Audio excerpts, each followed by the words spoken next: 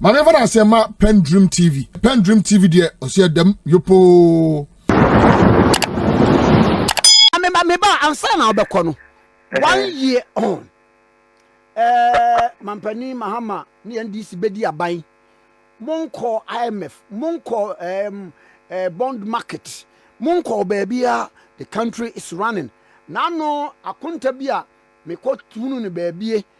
Gold board sika e dia bre wo man no over $9 billion. That's true. Na say yera Sammy so me bona baso papa waya ade. Yes. Yera ayi mama ne wo yin bebrebe wa hwe bedu 2 years wonya bi nya bi enwu. Come wa ka ura ba fanana. But they go back some mama no for. There be o ya ono ne de tia make no. So ka so oba the private school ba be free HSS ho wo de abeka ho wo ba ye wo so obeye first year for no ye betua school fees na ma no fees wo de aba why ye obeye Mahama case or de aba also obeye national apprenticeship or de aba also obeye Jumera or de aba also free sanitary pad or de aba also obeye COVID levy we also obeye e-levy we and ye ma boa aba from shi na na hu cement prices no. More na mehum se our form pa. Cement prices not drop. It be 85. It be 72. Me na ba form. More everything. Come clearly. I want say, yeah, your position no. Na the energy be na kasa. Se Ghana for more akwenya. Sa energy na the kasa na no one was or the den. Or the ejuma. And then someone here talk and say, although it's a challenges our economy, but the kasa ye ja. Said you should be a sika basa na ebenya sika organa ha de ebu oman no, and that is the reality. Kwame me no kasa sisi aban mu mpanimfo CEOs na ministers na hwan nyina ya ba ne obi ani ho oman ne to fu egu ye kam mebo. Yes, I. Eno nkwa no nim cost ya save oman no. Eno achi ye salaries a ebaaye ye tre bosome ba ko e di free mu a ye de kwa akoto Mahama case. Every appointee. So all these are measures that Mampeni Diego Aquemo Amagana for assisting flexible. Come just imagine say Yanko drama son Cobobos and Yanko Srema, but you cover levy a few, levy. But there was a time in this country, MPP forgot to say, I'm for e-levy now, my to me, okay. Oh, yes. I'm for e-levy now, my Ghana, a back crash, the dear Yejuma. Na me de etwa MPP for je de ye me ya pa ya COVID because ya re kum nipa de kwa me yenye ho to ana me boa asana ye gi levy no na ye de a support niema asem na o kana ye ode o yare aba ekum obi maame ekum obi papa sa nipa no so san je ne yare no ho to does it make sense? All is about recklessness and ekosono. You can't even know more fear. But now me know what I say. Every appointee of President Mahama, you're very careful because when you can't catch the kukum say, "What be committee will be sacrifice." What can't say? It won't no crano. Utu anamumbia. We are very careful, and I think say this is the time I was a Ghana for this year near MPP. Fa amanyo for no. Umo bitumia and just was so jani pedemano. I'm what the American. And one thing, a big Ghana for say, you develop a love. Am I a political party? I didn't hear cry into Minka, and I think which is very bad. Yeah, quite full from on the young sister, Erika J. Bob Breby Wabman, we NDC near catch them. And chairman in saying yes, because I'm more than see who Yanka. Tell us because and many are some Gyamfi. Okay, unim, Mamma Mount. Trimupo buy a good board wing in a buy. I mean, okay, say MPP 40 up by Mono. Any a car say, ye quack of a Japabiaba. Okay. Hey! Now ye the Ghana good DNA chef from no, ya quantifying in a decusia or walk with you who's cabin in there. So, Kai says no. Oh, my main can't back could be crown. Because okay, say, Nana Safma for Bana, now I was snitting. Yes. One can say on the uncle down, na me interview her. And me be said, Pacron say, now there were no say, I'm one way Munagan ha, and we are singing on the was sad in whom the enams no way, no sing a mean to whom.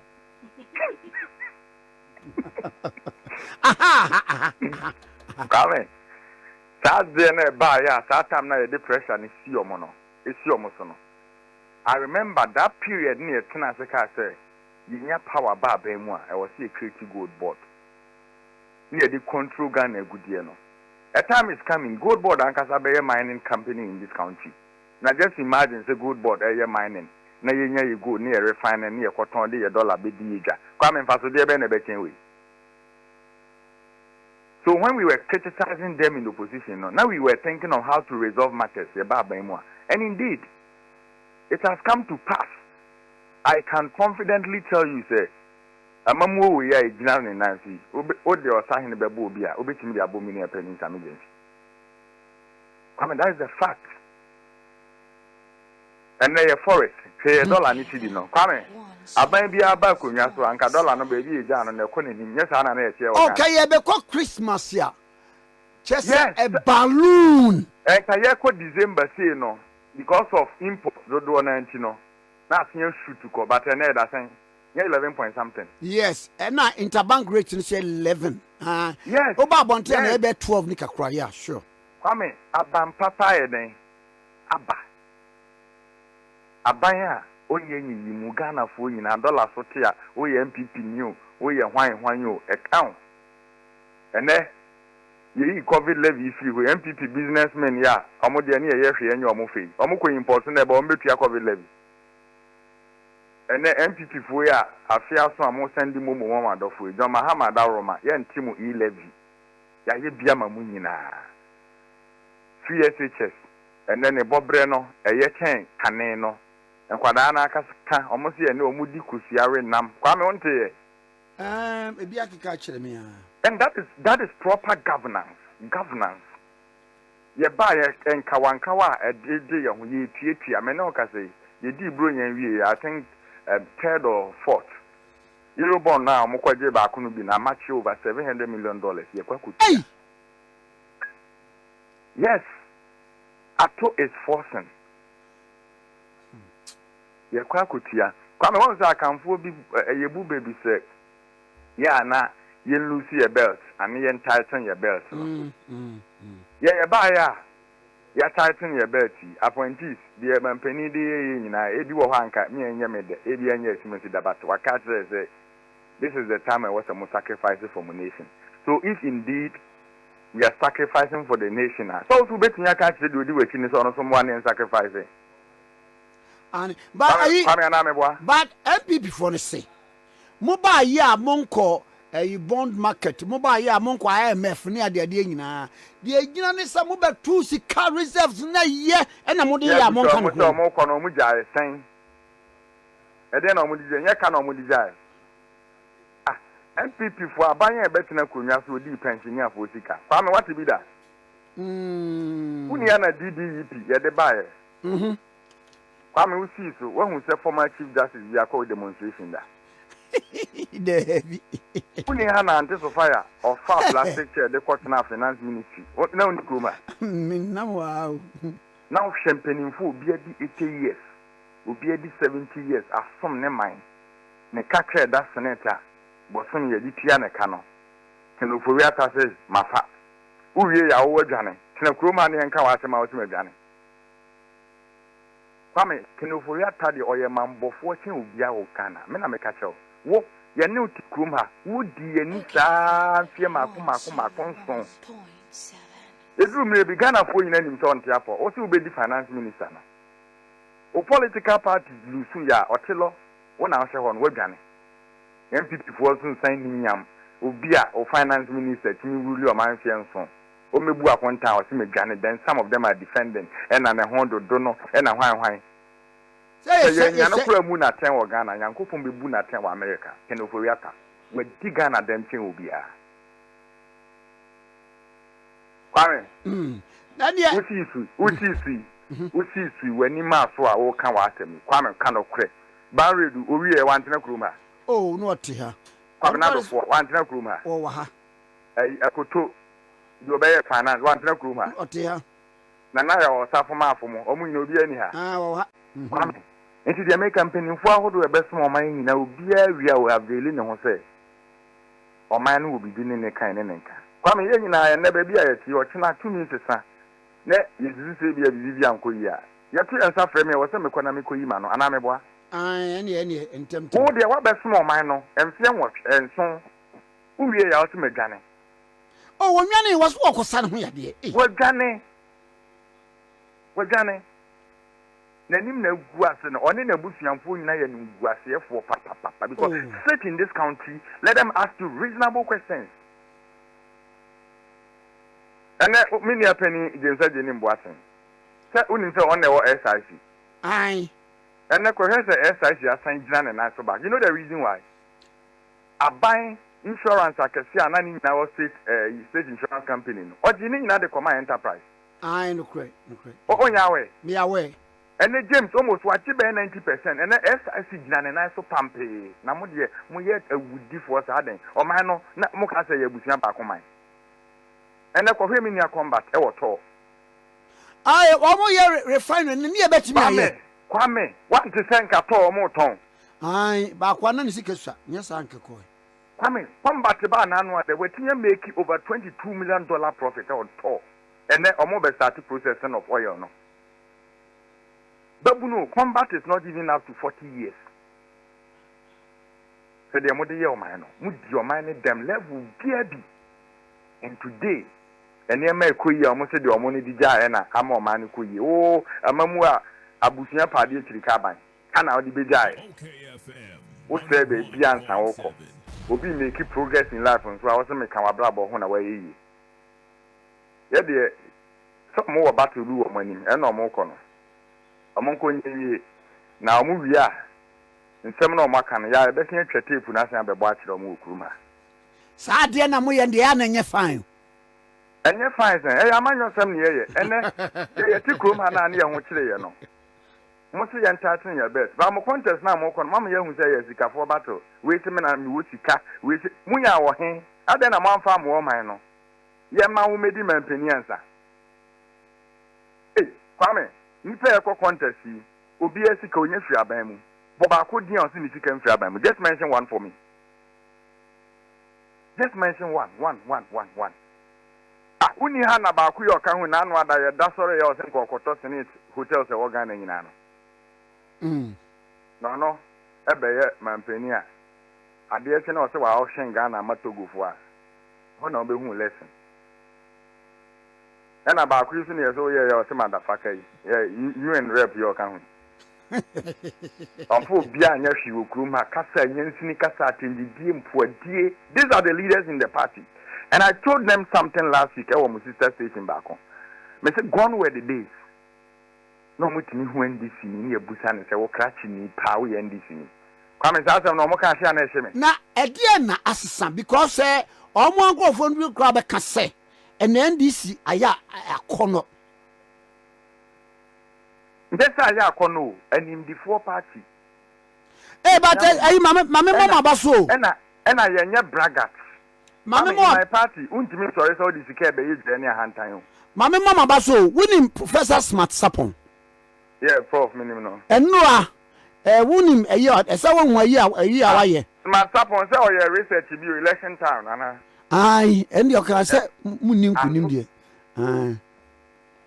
no you sue say about research mo aye wade bi efe no theory of statistical accuracy Allah Sammy Nkrumah say the scientist there is some machre ayi da machre research Sammy yeah o dey mesema prof today ana eti nanu ya de obase in fact mahama survey aba no kire se obadwuma papa Sammy ame ga se mo ntro disi baby a o ma no kɔ no ye hia survey o no wa kan fo eno eye feeling gadochi eno obi akodwom obi adidi ana meboa ayo enti eni ma koyie ma wa kwa me wo se professor na ka kire o David obi ahu kwa me amo ene fa hu otogu nikam ne bo okofom ne bo a eye enti se kwa me ko gina filling station na to fa hu na o kai mre bia eno no so hia professor because this same professors ena tata mama mu onu nkonye no na mo hye nkombo ne okuruma refi omo nti ya ban na aban de e yo ni bi aban mobrohunfu aban ye ba ma obi a ye be ya famu de president ma ka kire o say ne first year no because of said na ne ma tie ne ma mu be den kakra kwa me mu be den kakra mponi o eye na ye die dina ye nan so ye koye nim no efi afi na edi ye nim kono indeed ene ma be sesa ama Ghana fo nso ho ayeden ahen han yomo ye da Ghana fo ase ne aba omukokotoma ebum na menim se ye ni omuhwamo ye ni omuhwamo nso da ade bia Ghana fo sisi se eno na president Mahama ya ebe ma Ghana fo ani ma banyam ebe ma Ghana fo asetena mu atumpon no ebe kosoa ne aye ni ye media fo no so nyame nhia mu nyina se de mo ne yete kwame ye fiti ma hin kroba nye se ya na net ana meboa David ene nyame adom wode kakra be kan body no ai na ayi na no so asem na aka me kan radio so oze mi shi awo na ase kwame ye shi awo na ase kwame mun support you na bibia nye fine nam se na support na ye dem support. So but the level of polarization in the Ghanaian system now is dangerous. I am saying the level of polarization in the Ghanaian system now is very, very dangerous. Open polarization, yeah, it should be about now. I shall comment. People who lock their profiles, names of individuals who be speaking for and against, names of individuals who will be speaking for and against, their background, the nature of their comments, their political background. It tells you that this country, Ghana, is highly polarized. I mean, say, I didn't know who say polarized. So, you'll be a Tandiano, making kind newspapers. What kind of personal? If you read Chronicle, if you read Statesman, if you read the guide, and then go and read the Catalyst, the Informer, the Dispatch. No, Dispatch, you say, the Quasi-Prat paper. Crusading Guide. No, Quasi-Prat, Crusading Guide, in the Kokubako. Kai, the Insight. Then you look at comments by Sabinoka saying, not so called YouTubers, comments by individuals, check their names. Check their names. Sometimes you can even use minimum idea of identity. But check their names and the nature of the comments. You know, the country is highly polarized. So if you ask me, say, yes, a constitutional reform for or my summit or my how? Yeah, the ordinary Ghanaian problems in our offices is seen. Who constitutional reform no majority of Ghanaians a secondary matter. But edu baby send pebi so dwene pebi. Yeah, look. Ghanaians have been hugely disappointed because if you look at 1992 Constitution, from 1888, and some of a commission on 3 years, and then 1 year, cast a constitution year to about in April 1992. Yes, it was implemented in 1993, 7th January. A month when that's one, subsequent governance from that time, you are quite an but and that's one in a year payo. And Penang Passamini by Yagano. As I'm talking to you today, I'm reliably informed, sir. Passion Air, Simon to Accra, one way is 2,800. Oh, yes. You know, so how many Ghanaians can raise 2,800? These are the issues, the nagging issues, the pertinent issues. What am I happy? I'm going to say, Mukodi, you are Fiesta Royal, Kampiski, and then them no, and I Ghana, no, quite a part of Ghana. Because you could the Fiesta Royal, you could the Kampiski, you could the African village, you could the restaurant oba no obi so kokomlemle obi so Paloma obi so ya asewa obi so ya asewa ya water west won Kumasi. Then there's somebody who also finds it difficult to raise 100 Ghana cedis to get a money, Kobe, Mobowa, Matama, all the Anwedian, and Manema, on Enema, and in the family of 5 to get the 100 Ghana cedis. I agree. Abrochiro, the Diantisa. But you know, the margin between the haves and the have-nots in Ghana, in West Africa, is very serious. And then Okodi or Onkanai, no Kodi Brunia Wusunia, a Lupri Mkoa 2,800. In Tinka, from 1993 to today, train war. From 1993 to today, train war. If our roads are good, and Kakane Kwano Nane, and Kabe first sleeper, not the free beer Sunyane, not them sa, need nti obi a ono onhu bi da onti bi da onken kan bi da I am not cash obi bo ahia tekasa ya kasa no obi bo ahia because I read history, I eat history, I drink history, and I'm always guided by the lessons of history. Na me kasa ye situation no it's like Nigeria. Yes, see obi o ha se sia no so ko elubo na obi to 26. No, and for so many years, I would be at us. Minoka say, Matisa bro, and a bayre, a local from place, or Pequandia market, a Goglish market. And politicians, intellectuals in Ghana, and finance obedience, MPP and this, MPP and this, MPP and this, term, no term. Let's settle on a time bomb. The ordinary man who is finding difficult to organize and get food to eat, who can say, yeah, they're 4 years, they're 5 years, or since that is what he will tell you. He will tell you, say, if you're 9 if you're 9 no crown, not 3 a year day, not interest rate a year day, let me call bank me year day, let me real school me year Juma, na year day. Now, so the confusion. We don't see, there shouldn't be an attempt to insult the intelligence of the ordinary average Ghanaian. The average Ghanaian is discerning. Why you do know him? The Bibina Hanuntia. Bibina Hanuntia. Oh, yes, it can be on the local hospital. And getting blood test, urine test, name weight tester. If you are there for 400,000, oh, yeah. 2025, you are going to Dama. Yeah, work at your solo. Yeah, Dama, but you know, our problem. So, will be some constitutional review as a woman feedback, and for many feedback.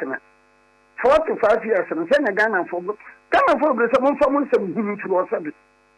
Someone some to Uncle. 4 years, and I'm sending 18 hours the problem of unemployment.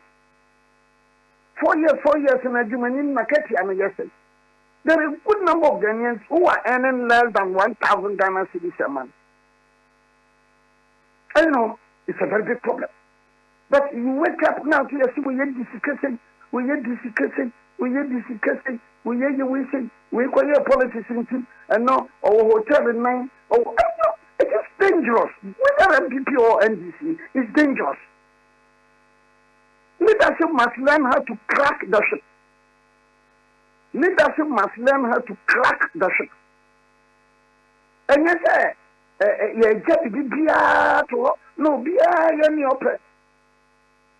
Leadership must learn how to crack the ship. And then the man of the brave wolf. And your woman, and your penny, and your colony. You have a system where a brochiloka sassofy, a brofuno. About first into what is a decision come. Because but the hand woman will say, society don't depend the brain your caliber. You know, we be and a way be and a way be away, and a way be away. 25th, we won't want some panic 31st a month for the show. Oh, but Nane, sir, America for ebe ye o mabatro no kai last 4 years no ya de no. Asofo bi no mo ha no e hye nkom e kan say the come back of Trump bem Emma Trump krate ye so om tu nipa ho no mo bompa ye ma Trump no ade ade enti se ye ade na ade anyame de acha ye no ade ye Ghana fronti ya ye mpe enkom se bebe ho ebem.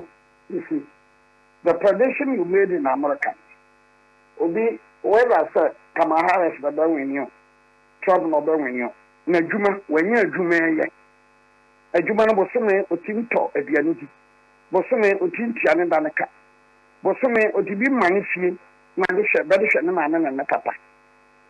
So that system no Trump Kamala Harris already on fahu in fact yetibu ya system no sa edna baby owon o ya system no sa onye aduane di onye baby da ne banya adwuma ye ne wo fa se nya adwuma ye ni nua ni nya adwuma ye system no take care of a lot of now nyamani ye yes a country like Rwanda 95 96 and 70 and Rwanda tintinya do otin kuruma otimako otina no pa enwure na du Kigali airport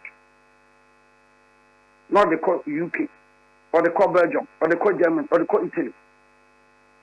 Ghana for attractive for India for they are not thinking of this issue.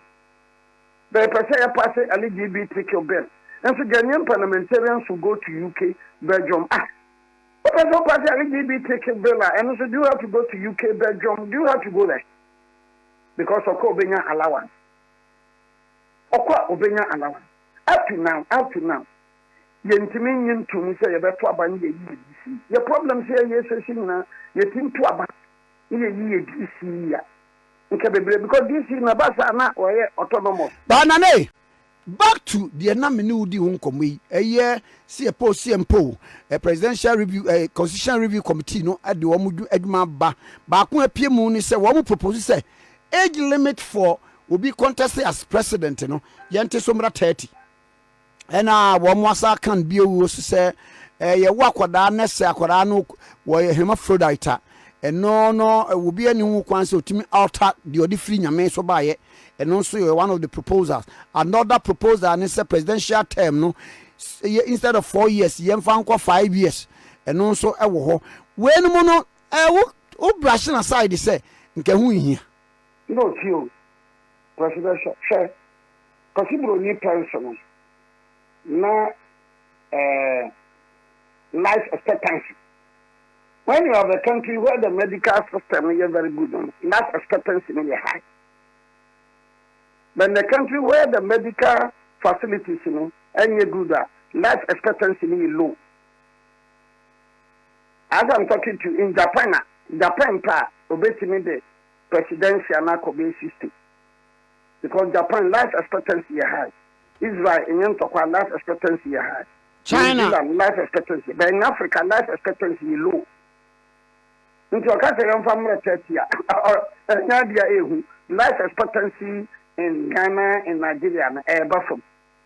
The other Ukraine, I want to announce Sudan, I'll bet in the presidential and 22 because life expectancy in Buffalo. So for that one, only about maybe a year. Not 30 or Yakwalado. The system life expectancy, the other Congo, and could 45, 50. No correct. Maybe just look, what 5 years in the event to bargain because the young man and the young woman in Ghana, one university, PhD holder, MPhil, there's not only a Jumanian. If you know, 9 no cry when you're Jumanian, and room now the president to make a Jumaya. This is common sense. 9 no on your Jumanian, into room now the call being a Juman. You know, at least there should have been recommendations, sir. Free senior high school, free tertiary. Upon be free senior high school, free tertiary. Everybody who said, more can be ever man, Maya, and a man for me. And I said, health insurance should be compulsory. Ghana card should be compulsory. These are issues right now. Health insurance should be compulsory. Ghana card should be compulsory. 1 year, there's a penalty. What I said, DCs, MCs, Yantiba Swaban, Yenibe. Yeniba, Nshina Yantiba Swaba. Ntoba Bayer no. And yet, been a better and can say, ye Kongalamsi, DC no or no, even no Tim Kongalamsina, the better man view. When Timan Ben Tom Mano. Woman Tom Mano. What I say? So, these are measures after my Pempenonary, they are living the average tower. What from? Yeah, they are living in average tower. When was the last time I Prempe Okofa Mamobi, Okofa Kaukudi Johnston, none from Sammy Obribuania, meeting them from Pet Farm, Okofa Mamobi, maybe far Quaquashing Town, New Room, call Choco Comlemle Habidu. Mania, a nipa befemi Munubi. Then, woman is her. When was the last time Okwabo Sokan? Going there without a bodyguard. When was the last time? When was the last time Okonanti Adu? Me Kokumansia from Toku Trading, Menantia Koshia Jabaho, Namiko Railway Police Station, from now one ama basic pizza to her. Sir, and you meet a lot of people. Hey, lawyer, you interact with them. And Professor Pempe was a fearful for crown, just a mere brand. Meanwhile, we are talking about a situation. I say, you see, the not stabilize as against the dollar. The prices of items are rising.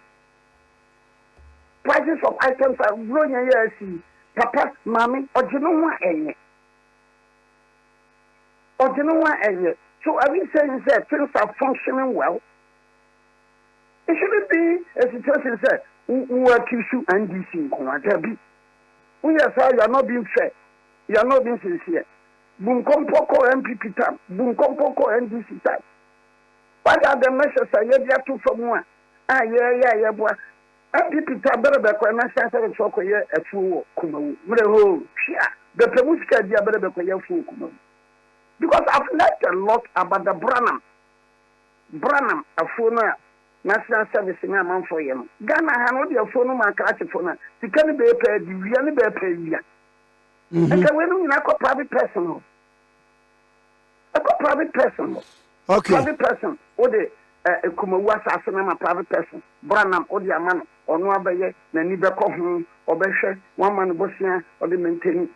Ghanaian intellectuals, either MPP or NDC, they persecute via, the road contract via a trunk and a diamond. When a champion era, a champion realized as a soil, Greater Accra Regional Coordinating Council, Ashanti, Ashidek, Badek, Eredek, Eastern Region, a champion did it. So the regional development in the brain or Munson. And then Qualibia, your base here, then you go to be a minister for roads and highways. Yajuni Juma, as a country, Yajuni Juma. Should one person who should sit in Accra and be awarding contract from Kwanse Krum to Drobo? From the man in Kro to Kofi Badu Krum? Until my MC, another regional minister, what that contract, Huh? I have original minister and told him what the contract in my man and free, the dear Kumko Kushini Kokumko. And I think that we are making advances in life. I centralized into the be a man of Bassan. Nobody when you go Casa. Nobody when radio take out a brother. Naya can be magic. Can be my one who is taking. You didn't go police bombing. When I find people going through problems, make it. No one make it. And maybe body plate tobacco at the end of the 200 Ghana. I am telling you, sir, but we here 20 Ghana cities or banking or board when you're 21. We waiting at Simon 10. No, I thought Ebia Kobe 10. Simon 10, Kobe 10. We wait my word. And you have a system when it doesn't take care of the have-nots. The system takes care of the half. Are you not worried? Ya so fukujina Sunday man omoka imam fukujina mosque mo. Are we not preaching against that system? the university lecturer and our CSO no maybe I say and so that it was going on because abanim the informant will be taught again no me and now we see so far by road I call Aflawo and I call Doma and I call Sampa and I call Gonokrom I call Lubu I call it take you so many hours. Our roads are not good. Nankanakrum traffic, Nakumasi traffic, train in Yajuma, tram in Yajuma, bus in Yajuma. And we call this leadership. And we call this Madama. And when you have a young man, 20-something years, somebody who was born in March 1988 in Burkina Faso, Ghana was our planting for food and jobs. We are still importing tomatoes in Jende. Obrigado, Cocan. MPP for Binima. Oh, Jano. Something about man posting. And or your bitter. No, it is not a bitterness. I work as a lawyer. MPP for Binima. Karina or opposition. Obrigado, call support. And that you are being a power. Obrigado, Munyano. Mate. No, Mamma was saying that.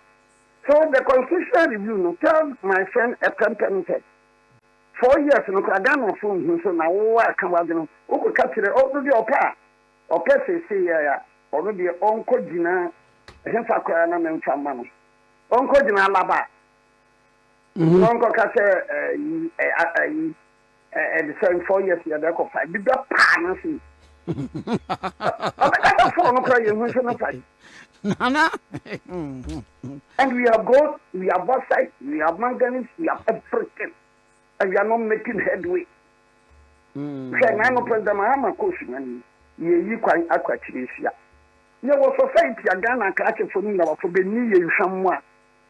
should a multinational like Newmont or Jumo Kenya say? Now, Ghana Banako is Yakwana fishing. Now, I know the tracks I can see, and I'm so sad. The track I can see.